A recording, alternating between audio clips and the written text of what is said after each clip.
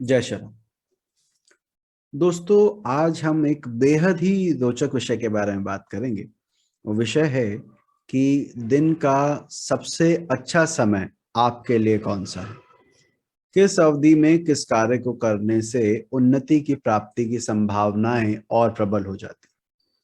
ज्योतिष में इसको किस प्रकार देखा जाता है और किन बातों का हमें इस नियम को लगाते हुए ध्यान रखना चाहिए, इन्हीं सब विषयों पर चर्चा करेंगे। तो और विलंब नहीं करते हैं, आरंभ करते हैं आज की यात्रा।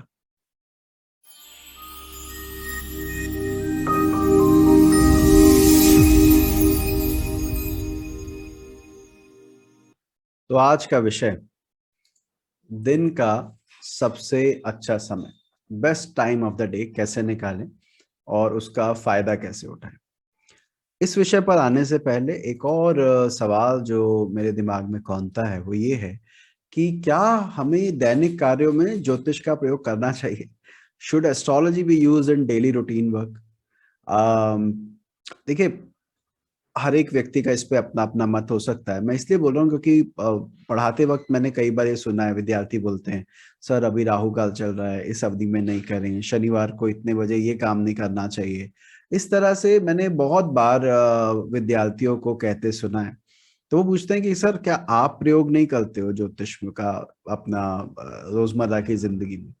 तो जैसे मैंने कहा, मेरा व्यक्तिगत मत ये है कि हमें नहीं करना चाहिए अगर आप केवल रूटीन वर्क कर रहे हैं तो। उसके कई कारण हैं। पहला कारण तो ये है कि जिन कामों को आप टाल नहीं सकते, वहां पर अगर आपको पहले से पता लग जाए कि ये समय अच्छा नहीं है, तो वो काम अच्छा नहीं हो पाता। मैं आपको एक छोटा सा उदाहरण दूं कि मान लीजिए आप नौकरी कर रहे हैं और आपके बॉस ने आपको अपने कैबिन में बुलाया है और आपको ये पता लग जाए कि ये अवधि जो अभी चल रही है वो मेरे लिए सही नहीं चल रही है, अभी तो राहु काल चल रहा है, अभी मैं सर के पास कैसे चला जाऊं। और क्या आप उसको टाल सकते हैं? तो उत्तर है नहीं। अगर बॉस ने बुलाया है तो अधिकांश समय आप इस चीज को टाल नहीं सकते, आपको जाना पड़ेगा। तो दिमाग में पहले ही एक नकारात्मक सोच लेके जाएंगे कि अरे आज तो मेरा दिन खराब है, मेरे साथ अच्छा नहीं होने वाला, या ये समय मेरा खराब है, इसमें क्यों जा रहा हूँ। तो काम नहीं बनेगा। वो होगा, वो एग्जीक्यूट होगा क्योंकि आपकी सोच पहले से ही उसको लेके नेगेटिव। इसी तरह एक किस्सा मुझे याद है। हमारे एक मित्र हैं जो यूट्यूब पर हमारे वीडियो भी देखते हैं। तो वो रक्षा विभाग में रहे हैं। तो उन्होंने बताया था ये किस्सा। उन्होंने कहा एक बार एक अधिकारी को, उच्च अधिकारी को, उसके जो क्या बोलते हैं, खबरी होते हैं, उन्होंने खबर दी कि इस क्षेत्र में कोई गैर कानूनी काम चल रहा है, आप आके अभी देखिए, यहाँ पर वो बैठे हुए हैं लोग, अगर आप अभी अपनी टीम भेजेंगे तो शायद आप इन्हें पकड़ भी लें। तो कहते हैं उस उच्च अधिकारी ने अपने नीचे जो टीम थी उसको कहा कि आप जाइए और इस जगह पर, इस लोकेशन पे एक गैर कानूनी गतिविधि चल रही है, उसको रोकिए और उन सबको पकड़ के अलग कराइए। तो जो अधिकारी थे जिनको भेजा गया, वो ज्योतिष में विश्वास रखते थे। उन्होंने पहले अपनी खुद की कुंडली देखी कि अरे अभी तो मेरा टाइम अच्छा नहीं चल रहा है, कैसे चला जाऊं। तो उन्होंने जानबूझ के उसे डिले किया। और ये मैं एक सत्य घटना बता रहा हूँ आपको, क्योंकि ये मुझे सोच से जिनसे पता लगी, उन्होंने खुद बताया कि इस तरह से घटना हमारे ऑफिस में हुई। तो कहने लगे कि वो, उन्होंने देरी क्षमा कीजिएगा, उन्होंने देरी की और देरी करने के बाद वहां पहुंचे तो वहां कोई नहीं मिला। इन द मीन टाइम वो जो खबरी था, उसने उच्च अधिकारी को फोन करके कहा कि सर मैंने तो आपको खबर दी थी कि यहाँ पर व्यक्ति है, आपने टीम नहीं भेजी और इतना देर हो गया, यहाँ पे कोई पहुंचा नहीं है, अब ये जा रहे हैं। ये सब होने की वजह से उस अधिकारी को बर्खास्त कर दिया गया जिसने जानबूझ के काम देर किया था, क्योंकि वो ज्योतिष के अनुसार उस अवधि में अपने लिए बुरा समय देख रहा था। अब इसका क्या अर्थ है? इसका अर्थ यह है कि जिन कामों को आप टाल नहीं सकते, अगर आप डॉक्टर हैं, आपके पास पेशेंट आ रहा है और आप अपने मुहूर्त के चक्कर में पड़े हैं, तो ये गलत है। और वही बात है ना कि जिनको नहीं बदला जा सकता, जिनको नहीं टाला जा सकता, वहां पे ज्योतिष का प्रयोग नहीं कीजिए। हाँ, जहां आपके पास ऑप्शन है वहां कीजिए। अब मैं आपको एक बात बताता हूँ, ये वीडियो बनाने का फिर तो औचित्य ही नहीं रहा, क्योंकि मैं पहले ही कह रहा हूँ कि यार डेली रूटीन में तो आप इसको इस्तेमाल ही नहीं कीजिए।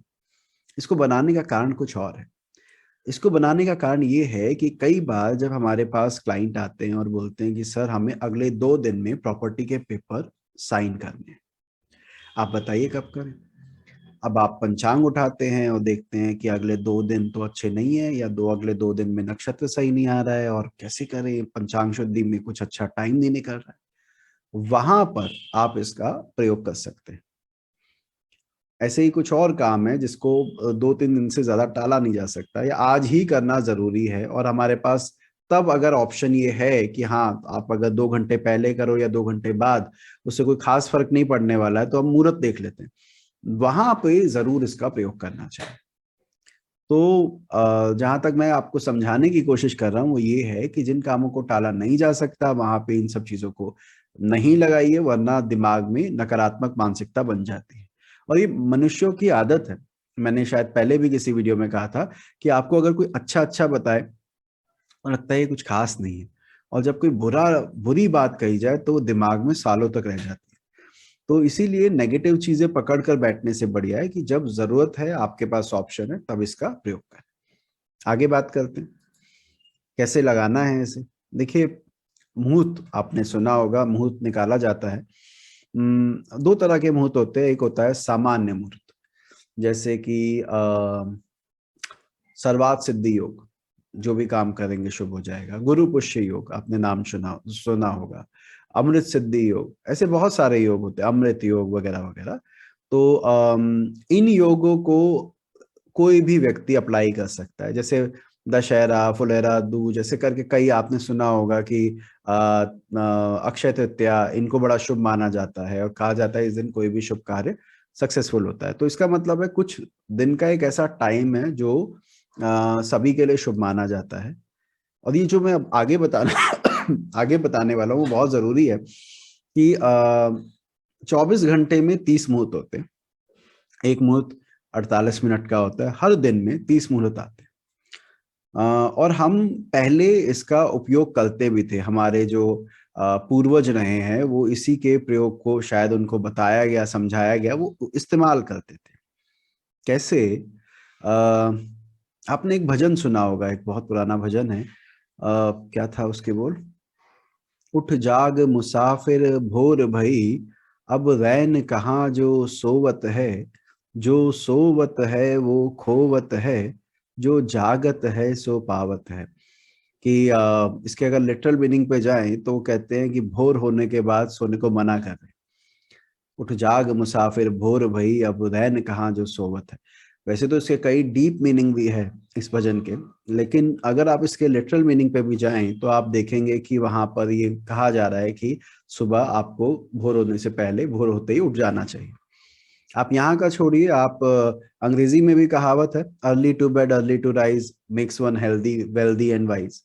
तो जल्दी सोना और जल्दी उठने के लिए कहा गया है।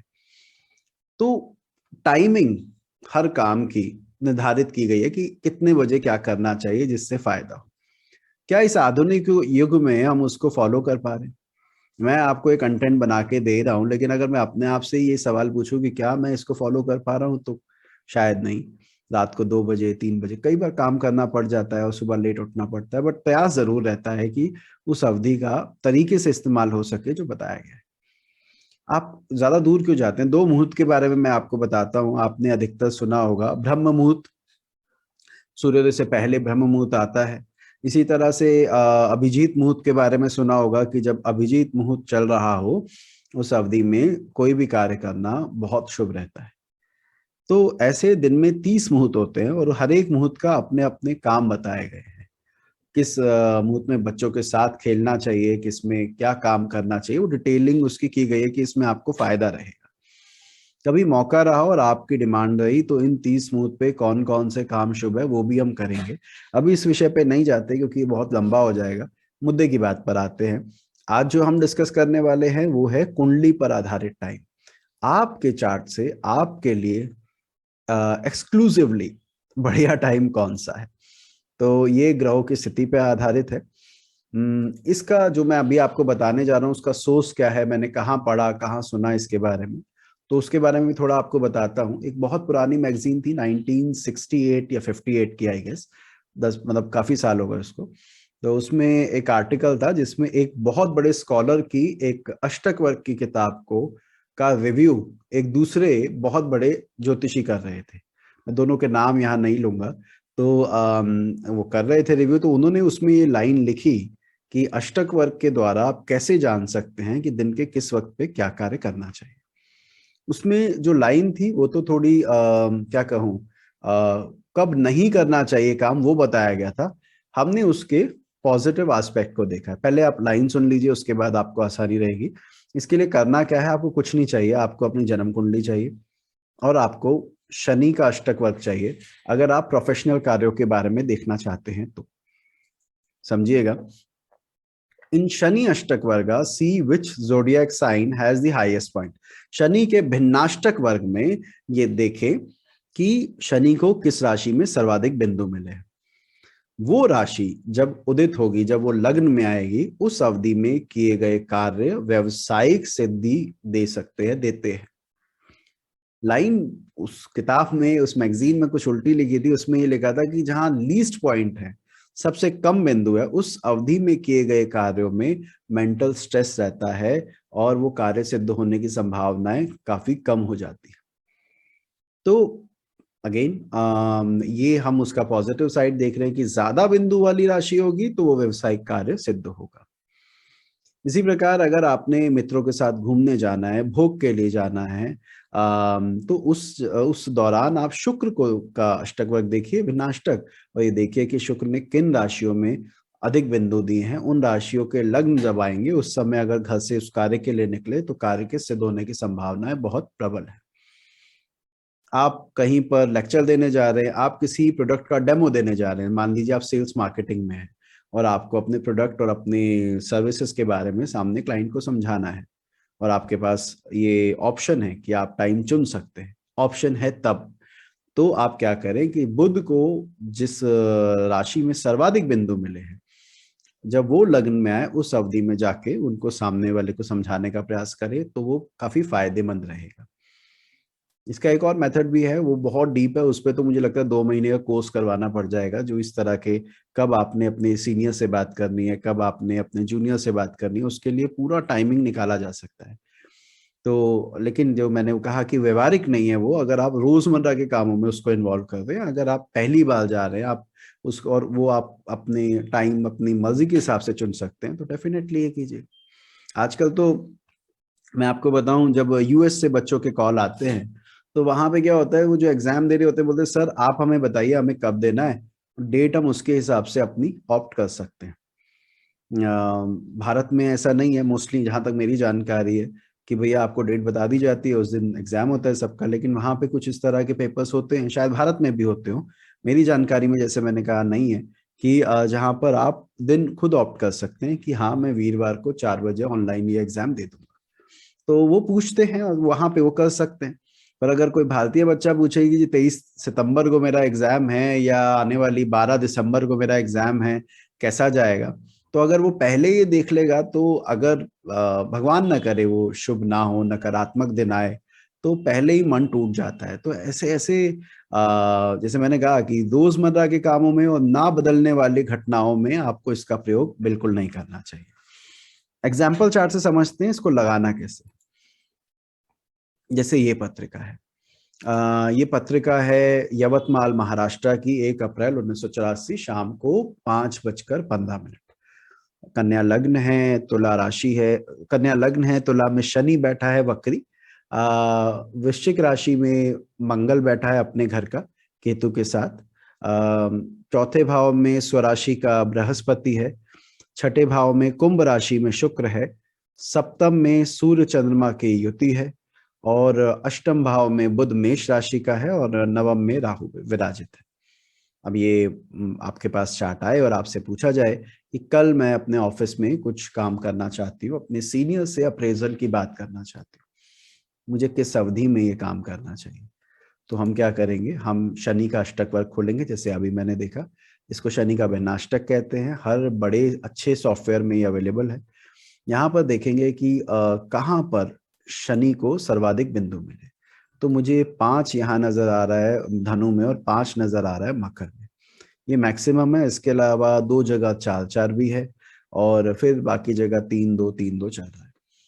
अगर ये हमसे पूछते हैं कि हमें कब करना चाहिए, तो हमें देखना है कि धनु लगन कब उदित हो रहा है, मकर लगन कब उदित हो रहा है वो समय देना चाहिए। इसकी एक प्रैक्टिकल प्रॉब्लम भी समझिएगा कि हो सकता है कई बार ये धनु और मकर लगन दोनों रात को 11 बजे के बाद आ रहे हैं। एक रात को 11 बजे आ रहा है और एक रात को 1 बजे आ रहा है।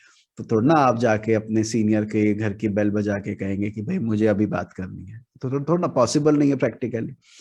आपको तो दिन की अवधि में ही जब ऑफिस आवर्स होते हैं तभी ये सोचना पड़ेगा कि कब हम जाएं, कब बात करें। तो उस अवधि में जितना टाइम ऑफिस खुलता है उसमें देखिए सबसे ज्यादा पॉइंट कहाँ पर है, उसको इस्तेमाल कर लीजिए। और अगर परमात्मा की कृपा से यही टाइम मिल जाए तो और बढ़िया है। जैसे कि अगर मैं अभी हम ये वीडियो बना रहे हैं दिसंबर, नवंबर चल रहा है, नवंबर का लेटर हाफ चल रहा है, तो अभी वृश्चिक राशि में सूर्य है। उस आधार पर कहूँ तो हाँ, धनु इनको सुबह 8:30 बजे के आसपास धनु मिल जाएगी और लगभग 10-11 बजे इनको मकर भी मिल जाएगा। तो अगर अभी ये मुझे ऐसा मौका दें तो मैं बोलूंगा मकर का जब समय चल रहा हो उस अवधि में जाके आप अपने व्यवसायिक बातों के लिए सीनियर से बात कर सकते हैं, यानी सुबह 10-11 बजे के आसपास।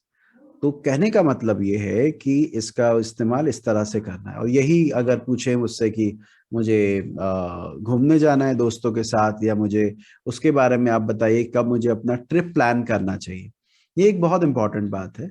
ट्रिप प्लान करना ये तो की जा सकता है ना, ये तो ये नहीं है कि आप पे लादा जाएगा। इसका तो समय निर्धारित आप करोगे, अपने हिसाब से बनाओगे।